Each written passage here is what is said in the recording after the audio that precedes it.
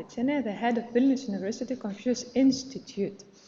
And it's my great pleasure and honor to introduce Professor Paul D'Ambrosio, our dear guest here today, who is a scholar of Chinese philosophy at East China Normal University, our partner university in Shanghai. Professor Paul has written extensively on Chinese thought and culture and published several influential books, nearly 150 articles, reviews, chapters, and he's also cooperating with scholars, prominent scholars worldwide, and also he's a translator of Chinese classical texts. Today's lecture will be moderated by our dear colleague, Vytis Selius, Associate Professor at Vilnius University, and he will continue the introduction of this lecture. Vytis, Paul, please. Hello everybody, my first question is how well or how bad do you hear us at the back? It's quite a big auditorium, so do we need a microphone or? It's okay. It's okay? Okay. So if you will find it troublesome to hear us, please shout out. We will turn on the microphone. So yeah, I'm saying that for a third time because this is the third talk that Paul so nicely agreed to give us Lithuanian and Vilnius University audience here at Vilnius University. I'm very excited that Paul is here. I was very happy when I learned about that from Vilma. So also my first thanks goes to Vilnius University Confucius Institute director and all of her team for both finding such a good partner in China, East China Normal University, and inviting such a good lecturer. And also congratulations on the 15th anniversary of Confucius Institute. I was also at the beginning of Confucius Institute when we were creating it here. I could have only dreamt that the Confucius Institute would have such a nice leadership. Thank you so much for keeping it up. So I will not take any more time. Paul is the main person here for now. The plan is that Paul will talk for 45, maybe 50 minutes, and then we will have hopefully plenty of questions and plenty of time to answer these questions. So be bold, ask anything you want. More on Chinese philosophical side or on other more of Western philosophical ideas that Paul will be talking about, and let's have a nice conversation.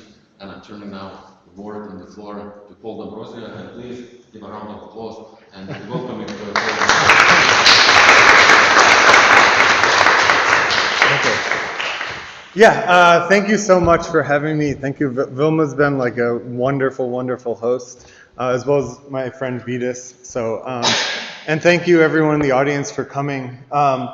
When they asked me for a title, I decided, because it was supposed to be a public lecture, to come up with something sort of eye-catching. So I'm using some really eye-catching words here, but the follow-through maybe will not be as glamorous as the title. So we'll see about that. So the title of the talk is Free Will, Luck, and Meaning, Chinese Philosophical Perspectives on Making Sense of Our Lives. So I won't talk too much in the lecture about luck, but it's something that's sort of in the background a lot of times, so if that comes up more in the Q&A, that's fine. But the focus in the beginning will be mainly on free will, and then we'll also look at meaning and how we search for meaning or how we maybe construct or make meaning. So, because it's a public lecture, I thought I could do something a little bit easier. So instead of giving a sort of hardcore philosophical definition of free will, I just looked at a Google AI overview. But I think they did a pretty good, or Google did a pretty good job, or AI did a pretty good job. Free will can be understood something like a philosophical concept that human beings can choose between different actions without being determined by prior causes or coercion, allowing for responsibility or for moral responsibility. Actually, the Google's AI had moral responsibility, which sounds very contemporary, sort of philosophical, but I think responsibility in general is sort of what we're thinking about here.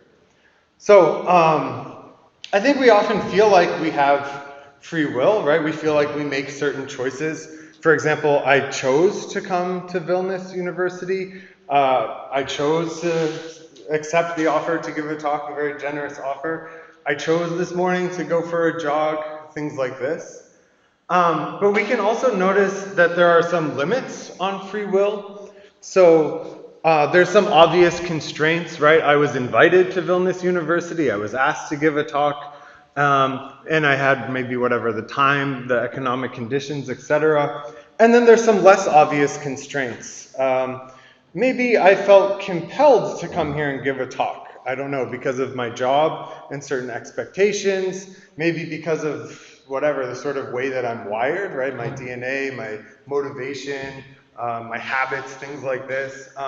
Maybe my talents or abilities, or maybe because of my experience, right? So all of these things also sort of condition not only my choice, but the very possibility of making this type of choice.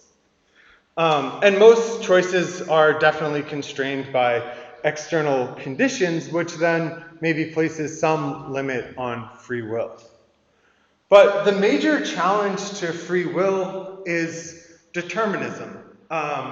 So it's the idea, it's not really constraints, either internal or external, but the idea that we might not have free will at all. So maybe everything is determined, or everything is a product of some hugely complex web of cause and effect. And again, this can include everything from cultural and social or sort of traditional factors to our DNA, right, our biological makeup, which obviously influences our talents, our abilities, but even things like our motivation, right, things we like and dislike. Many neuroscientists or biologists believe we can sort of trace all of that back to these biological or neurological processes. So it seems that there maybe are some good arguments for determinism. Robert Sapolsky, I don't know, maybe some people have heard of him. He's written a number of popular books on biology and neurobiology. He's a fascinating, if you're interested, basically if you're interested in anything, I would highly recommend looking him up, because he has these wonderful classes and lectures, even just on YouTube, and he is such an engaging speaker. He makes things make so much sense. He totally convinces me of like everything he says. Also, I'm not a biologist or a neuroscientist, so I guess that's not difficult. But his most recent book, published I think last year or just the year before, is called Determined. And here he gives an argument that we don't have free will. That we can basically break everything down about our actions into, again, sort of neurobiology, hormones. You can look at your childhood, your life circumstances, situations, etc. And so his conclusion is that we are entirely determined by whatever, genetics, experiences, environment, things like this. So the common use, or the way we think about free will, is erroneous. So again, if we add up all these constraints, right, then what are we left with? It seems that, right, the idea of determinism is basically that everything is sort of already, Sapolsky would say, whatever, from the origins of the universe, we were basically determined to be here, to be listening to this talk, for me to say the words that I'm saying. There's not really a future where we could choose different things. We might have the feeling of choice, or we might have some sort of illusion of choice, but it doesn't exist. So where could free will come in? What space does it have outside of all of these factors and their constant interaction and influence on everything else? Importantly, this type of determinism does not say that we can know everything that will happen. The web of connections is far too complex to have a high level of knowability or predictability, and it only states that we cannot control things, right? That there's not some sort of power outside of all of this that we have, each of us as individuals, that allows us to somehow break free of this web of cause and effect and to choose whatever we want to choose. So there's no free will outside of the conditions of the world. You can think of how complex, I mean, this is just a a small sort of on a microscope how complex things would be, right? Because everything would be interacting with everything else, changing everything else. And actually calling it cause and effect is already a simplified way to think about it, because everything would constantly be causing everything else to constantly change, right? There's not really one effect, it's just a constant change of everything interacting with everything else. But normally we want some degree of free will, or at least we act and think, right, on an everyday basis as if we have some free will. So we feel that we can make choices, and without free will, we might think, how can we blame or praise someone, right? This is what AI's Google said about responsibility. It doesn't just have to be moral responsibility, which might be sort of a heavy term, but it can be responsibility in general. So how do we call someone responsible? What would morality mean if everyone was determined to think, feel, say, and do all the things that they think, feel, say, and do? In other words, without control, agency, or autonomy, who are we? And if we can't make choices, is everything just meaningless? Again, much of the way that we think about ourselves, others, and the world depends, I would argue, on a notion of free will, at least in an everyday sense, that we attribute, of course, to others and to ourselves, right? So if I say to Vidas that we're friends because we're determined to be friends, right? Or if he says to his wife that he loves her because he's determined to love her, I think things don't sort of go so well, or things don't seem so nice. So often being able to choose and assuming that others can choose, right, or exercise some free will, structures the way we think and make sense of the world. And I think a lot of the things that we find most meaningful come back to some degree at least, some idea of people being able to make choices or having some degree of free will. Legally and morally, right, we find people responsible for things that they can control, or again, the way they use their free will. And again, in an everyday sense, we also find people responsible in established relationships based largely on what we think they can or do control. So we don't want to judge, love, or attribute too much meaning to factors about people outside of their control, those attributed to good or bad luck or demonstrations of free will. So this is an image actually of John Rawls's Veil of Ignorance. So if you're familiar with theories of justice, you're probably familiar with John Rawls. He argued that when we're setting up the rules, whatever, of a society, it would be best to imagine ourselves behind a veil of ignorance, so that we wouldn't know basically any of the concrete factors that make up people, right? So you wouldn't know anything about how rich or poor someone was. I guess this is supposed to be if someone's Asian or not, if someone's maybe old or handicapped, what color they are, what jobs they have, whether they're male, female, etc., etc. This is the way we would like to probably think of people when we're setting up the conditions or the rules, whatever, of society. I think this also plays a role to some degree in how we think about, how we want to think about people, at least, right? We don't want to say that I love you because you're tall, or I love you because you're handsome. We want to say I love you for who you really are, right? Or I'm friends with you for who you really are, not for some factors outside of your control. Right? We want to establish meaning, or we want to create meaning with other people based on what we think or what we assume they can control, and not factors that they don't.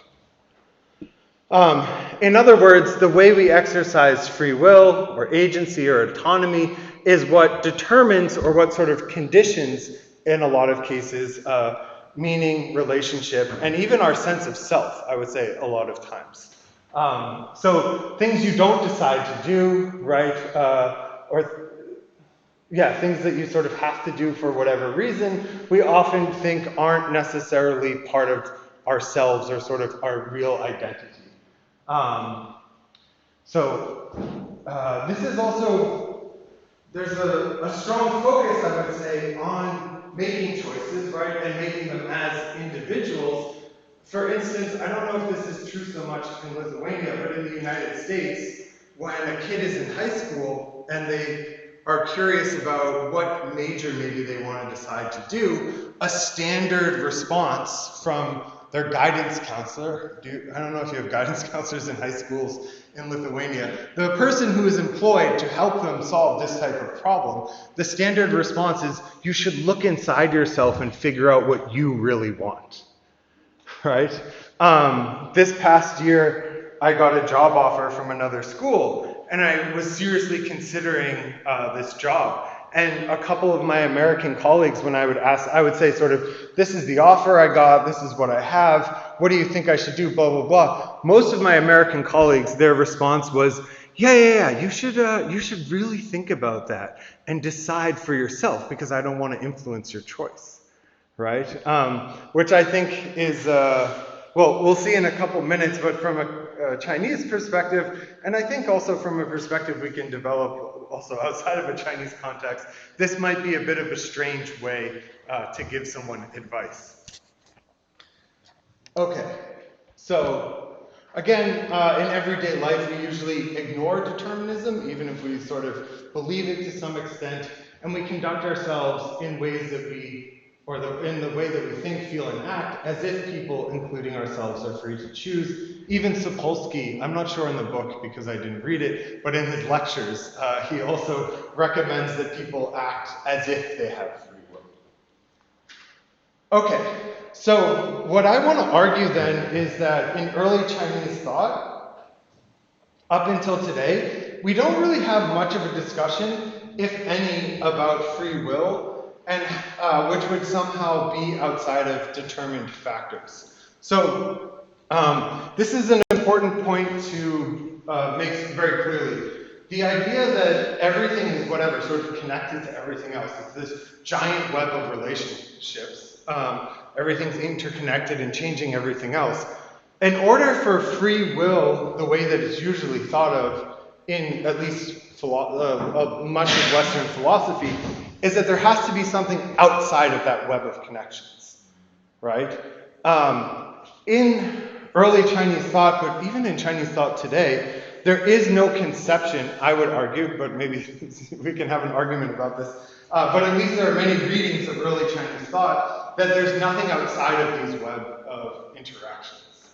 Right? So there's not even a possibility, even if you have 自由意志, right? This is how you would translate free will in contemporary Chinese. Even these discussions are usually not correlated closely with the discussions you have in Western philosophy, because the discussions you have in Western philosophy, or even in literature, right? Even in Disney movies, you basically have this, is a notion of free will or a person or agency, again, that is outside of this web of connections. Right? But you do not have, I will argue, a discussion like this in early Chinese thought, or even in Chinese thought today. It doesn't mean you can't understand this in Chinese thought today, right? It just means that most of the discussion is not operating like this. So, in fact, in early Chinese thought, we find a celebration of the idea that all things are connected, that all things constantly interact and influence one another, and there's nothing outside of this. So the character here is qi. This can be translated many different ways. You can use it just as like air, basically. It can mean sort of vital energies. You can also translate it basically as stuff, but it's basically what everything is made of, and everything is made of the same thing. So if everything in the world is qi, that would include your will. That would include your agency. So again, there's nothing outside of this sort of web of connections. I put this book here. It's by a very, very famous, one of the most famous living Chinese philosophers. His name is Chen Lai. And he wrote a book in Chinese, this is the English translation, called The Core Values of Chinese Civilization, which explains this and a few other sort of core ideas in Chinese thought in a very succinct, I think it's less than 200 pages. So if you're interested in some of these ideas, I think this is a really excellent place to look. So if there's nothing outside of this huge web of constant interaction, then how can we think about people or people as agents? What do we make of choices? Is there agency, or is there anything like free will or autonomy? What about responsibility? What role would responsibility have? What does it mean to want to make oneself, others, or the world better? Right? Because if everything is just interconnected, then it seems like everything is just determined. So your desire to make things better doesn't really make sense. What resources are there for thinking of oneself or for engaging in critical reflection? Can you even engage in critical reflection, again, if you're just part of this giant web of causes or this giant web of interconnectedness? And how do we develop a sense of self or a sense of meaning without free will? So what I want to first note is that there are very strong notions of responsibility, of agency, and of critical reflection in early Chinese thought. So for Confucius or Confucianism, there's this very famous saying from the Analects of Confucius. This is this book where you get this idea Confucius says, right? These all come from the Analects. It's sort of the first or most important book maybe in the Confucian tradition. The idea is that people can broaden the way, but the way does not broaden people. The way, or Dao, sometimes translated, or the earlier romanization is T-A-O, but it's still just pronounced Dao. As on the book here, can be understood as a way to do things, method, tradition, even speaking. And it's sort of what many early Chinese thinkers revolved their discussions or debates around. A.C. Grant, this is another really great introduction, I would say, to early Chinese thought. It's called Disputers of the Tao. And of course, from the title, you can see that the idea is that early Chinese thinkers are all of their arguments revolve around Tao. Sometimes earlier scholars understood Tao as something like truth, I think, because of how important it was in early Chinese thought, but it's not truth. It is, however, sort of the most important thing. And again, it's really important then to note that the idea is that people broaden this, not that it broadens people. In a Daoist text, the Zhuangzi, right, which is earlier Romanized like this, right? So this is Taoism or the earlier Romanization. We have a similar saying, or a saying that from a sort of general perspective means something somewhat similar. This is, a Tao is made by walking, or a Tao is made by doing. So again, the idea is not so much that the Tao expands you, but that you expand Tao.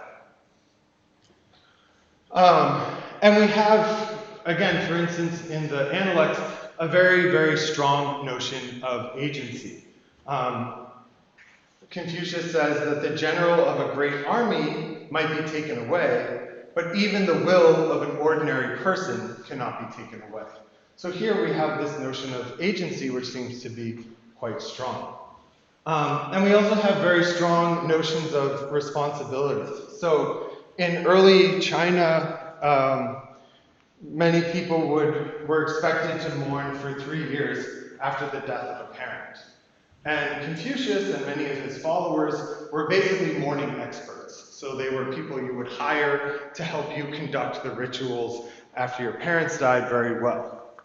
And one of Confucius's students, named Zaiwo, who sometimes Confucius doesn't like so much, particularly in this passage, he says that he argues with Confucius that mourning for 3 years is probably too long, because you would forget all sorts of things, right? When you were in mourning, you didn't eat meat, you didn't drink alcohol, you couldn't wear nice clothes, things like this. So maybe mourning for 1 year would be enough.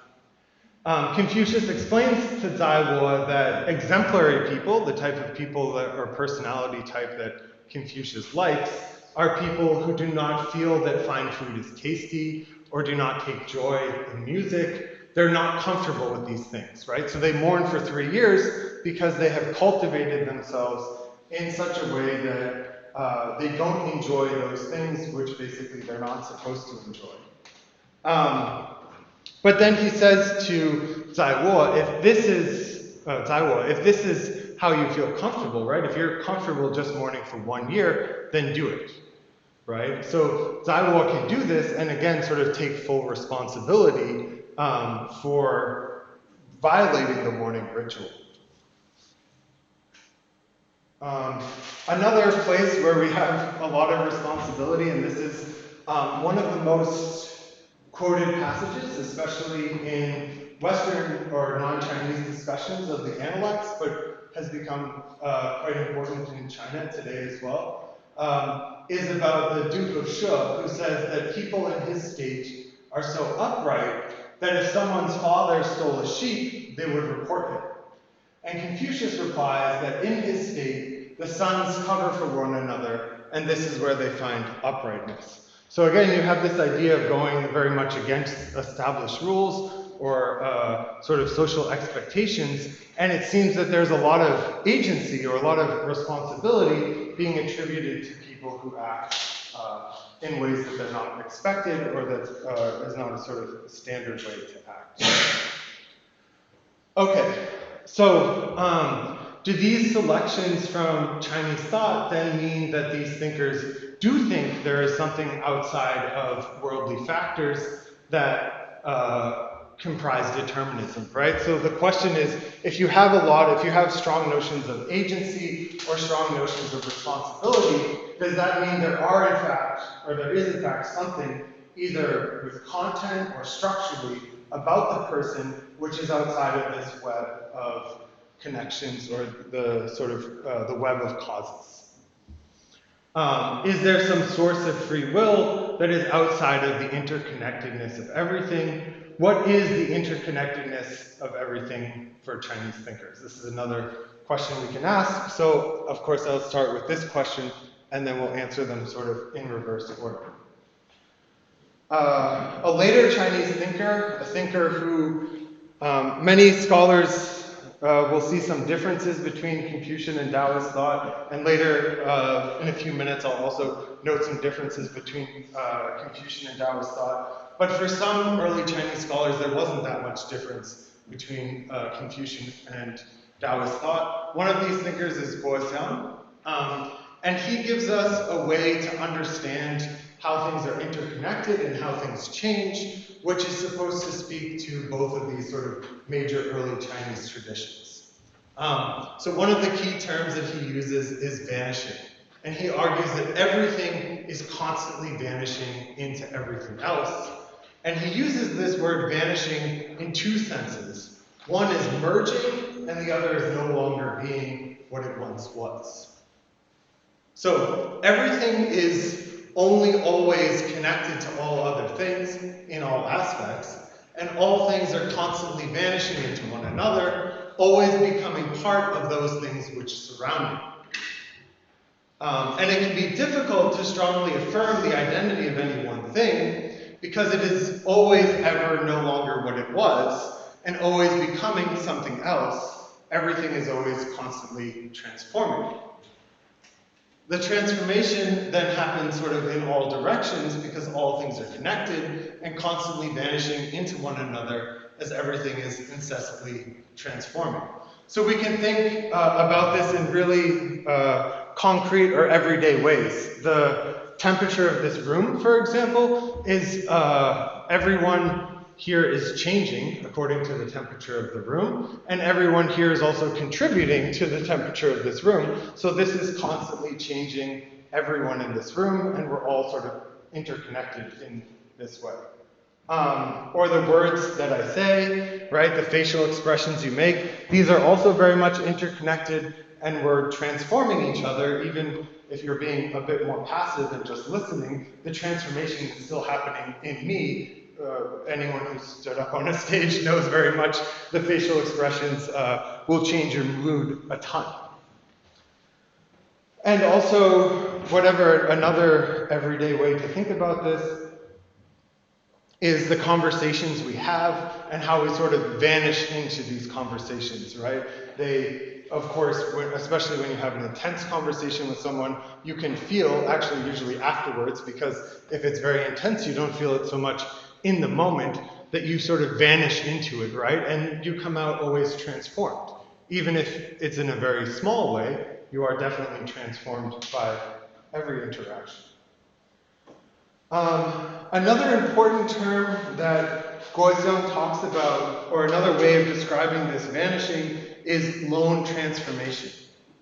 So this is the idea that everything is always transforming as each thing interacts with all other things. This transformation is based on what the thing itself is, or its own sort of tendencies or its predispositions, which are always conceived of in particular situations and relationships with other things. So all things are completely unique. The transformation that each thing undergoes is also completely unique based on its particular predispositions, or orientations, or tendencies, and therefore is lone or singular, right? Some people might think this room is cold. I obviously think the room is very hot, right? So even though we're experiencing whatever the same or similar temperature, the way we transform is based on very much our own tendencies, right? So in this way, we transform sort of alone, or we transform in a very sort of unique and individual way, but it's only ever constantly in interaction with other things. So, since each thing is entirely constituted by other things, this lone transformation is only ever done in a web of connections to all other things. So, this gives us a very different way, I would say, to think about agency. Not only in terms of its content, but also its structure, agency is completely constituted by, you could say, contingencies or worldly factors, things in the world, their constant interconnectedness, this vanishing, and there's nothing outside of this world. So our ability to critically reflect and the places we find meaning are generated by this giant web of interconnectedness, by this constant vanishing, by this constant lone transformation.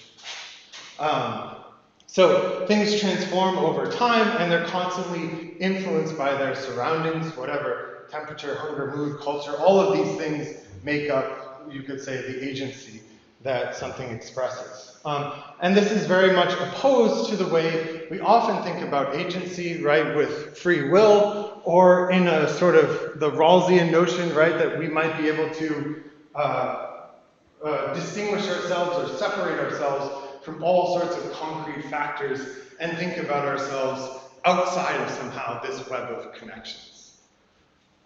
So this understanding would also change the way we think about persons, what matters about persons, about morality, responsibility, and a host of other issues. And it also reveals a different way of establishing or conceiving self-world relations. So if everything is just part of this giant web of interconnectedness, how then is this not determinism? If we still have critical reflection or agency, then we have some ability to choose and are not completely determined. But if everything is interconnected and constantly influenced by everything else, what is the source of this critical reflection? So the early Chinese view, right, again, sort of both Daoist and Confucian, one way to interpret it is that people are basically a huge mess of various dispositions.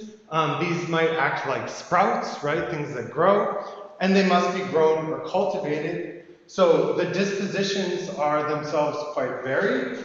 They're in constant conflict with one another. So the sense of person or a sense of agency necessarily emerges. Otherwise, we simply would not be able to make sense of ourselves or to do things, right? And again, this is basically how agency comes about as well.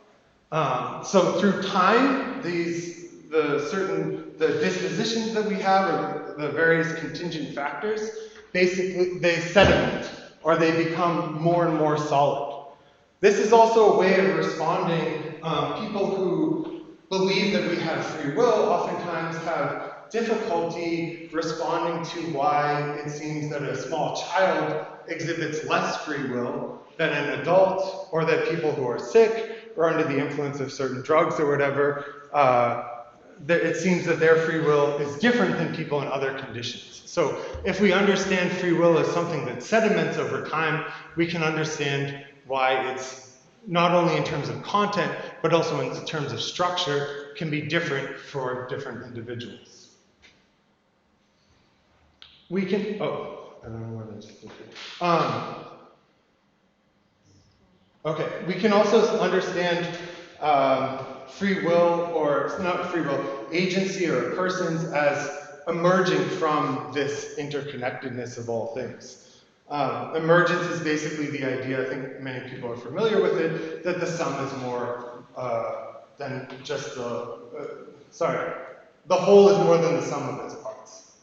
So from this we can understand that people are not determined, but there's no source of free will outside of this world. So we might not call it free will, we might call it something like understanding of agency or critical reflection, but it's one that doesn't map on very well to a standard sort of Western understanding of free will.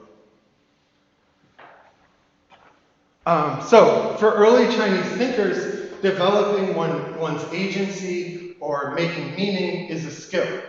Most early Confucian and Daoist thinkers will seek to train themselves a sense for their surroundings or a skill. Gongfu.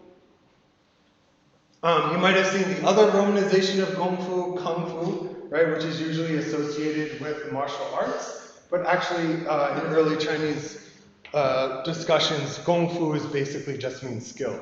So martial arts is a great way to popularize that, but that's not necessarily the way the term is used all the time. So the inevitable gap then between understanding and reality can only be bridged through creative response, which takes into account both the generalities and the specifics of the situation. Such a response is a cultivated sense, a sophisticated resonance that includes one's thoughts, feelings, behaviors as they interact with things. So the goal is to be able to interact with things very well without having to deliberate very much, and you do this through a long process of cultivation. According to Taoist and Confucian texts, the best way to cultivate yourself can be a little bit different.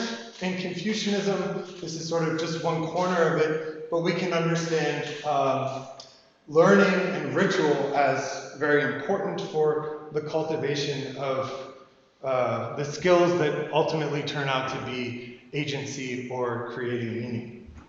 So cultivating critical reflection or agency and making meaning is the result of Confucian learning, which combines tracing one's cultural ways with an assessment of the unique situation at hand in each case, and developing a response, not simply mimicking past rituals. This learning largely takes place through the practice of li, or ritual. These li can refer to the simplest rituals, such as social greetings, as well as more elaborate ones, such as weddings or coronations or harvest blessings. And when a person is fully immersed, flowing creatively and proactively in li rituals, then they can cultivate a strong sense of agency and can do well in bringing about meaning in interactions. So the phrase, and this is also from the Confucian Analects, to restrain oneself and return to ritual, can be used to summarize a Confucian response to the overemphasis on a will which is somehow unattached to the world, right? Or we can use this as a response to many notions of free will, which argue that there has to be something outside of this web of interactions. Taoist thinkers go for a different route. They discuss, for example, forgetting oneself, decreasing through practicing Tao, or the utmost person that has no self, the spirit person that has no achievements, the sage that has no fame or reputation, and other cautions against investing too much into the distinction between oneself and others, or oneself and the world. The Taoist meaning is something that we should return to, for Taoist, meaning is something we should return to. It's not found necessarily in social rituals, nor in rejecting social expectations to demonstrate one's authentic self or free will. So they propose alternatives such as non-action or not acting for, self-so or going by itself, right? These are Taoist suggestions for an attitude that we might take towards our actions and towards basically everything related to ourselves.